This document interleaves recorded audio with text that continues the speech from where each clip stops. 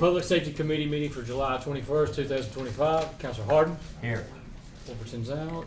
Brandt. Here. Nelms. Here. And Gwaltney's out. So you got three. Okay. All right. Like chin, chin, chin.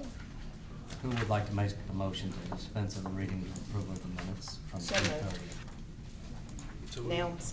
Second. All right, all in favor? Aye. All right. So moved. All right, we've got old business, which is 340425, is request for discussion of the safety issues at the intersection of Ockmore and St. Charles. They had a meeting today. We're gonna carry this over. And Andy was out of town, and so we're gonna carry this over until August 4th. Can I ask a quick question?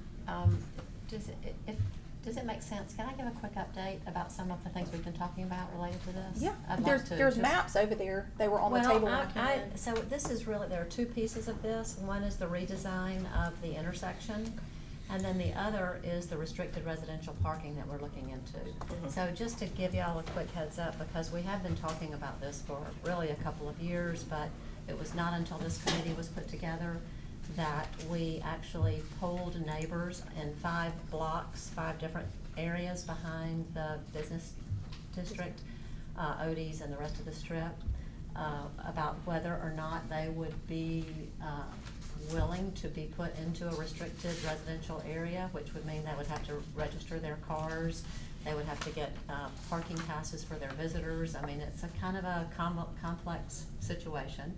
But I just wanted to go ahead and report that we looked at 5 blocks, and let's see, well, you can't really tell, but see where the 2 crosswalks there at the corner by Odie's. So heading straight north, if the first street that you come to there is Stewart, and that's the street between the 2 parking lots to the left. Yeah. So that street, those folks were mixed, and they would like to see an ordinance really before they want to, give the up or down about whether they want to participate.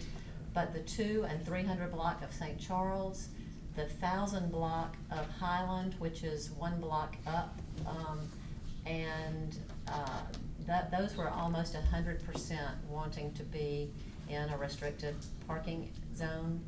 And then the 900 block of Highland going in the opposite direction on Highland. There are a couple of issues there. One is how far up Highland to go, because that's a pretty long road heading uphill.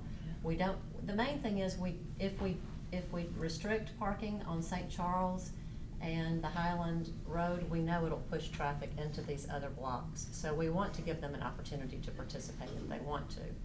But I just wanted to let everybody know that 3 blocks they want to participate in such a plan, and 2 other blocks want a little more information, but we have a lot of people that would like to participate as well.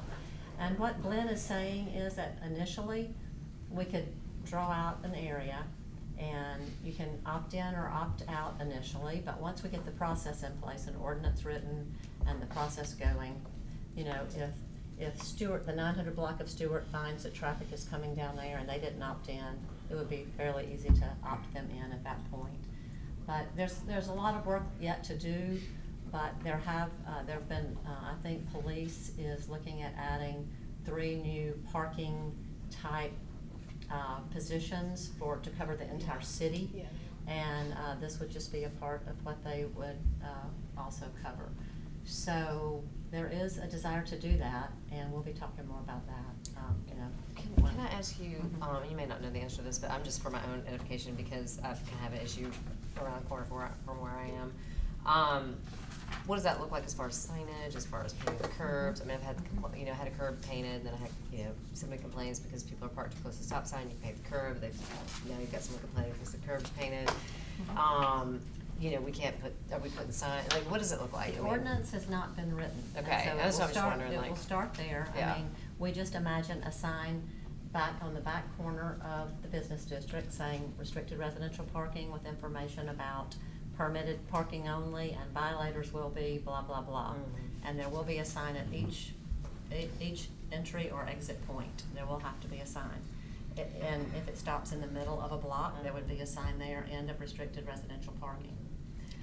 As far as, we don't imagine any new painted curbs, but, you know, a part of what some residents are saying is, you know, yellow curbs are often not ticketed. Yeah. So we And, need to and tell ho- them. why do we think this will be Right. enforced? Well, they are also looking at technology to read license plates. I think there already is some of that technology. Yeah, we already have that. And so you would register those, so you can just actually drive through and get a feel for who's registered and who's not. But, you know, that's also why we're looking at added staff. So, but anyway, just wanted y'all to be aware that that's desired in this area, and there's a lot of support for it, so I hope we can at least try it Yeah. and see how it works. Will you make sure that those votes come in on Mhm. the 4th to make sure that they're great? Thank you, Councilor Beer. It's the end of the meeting.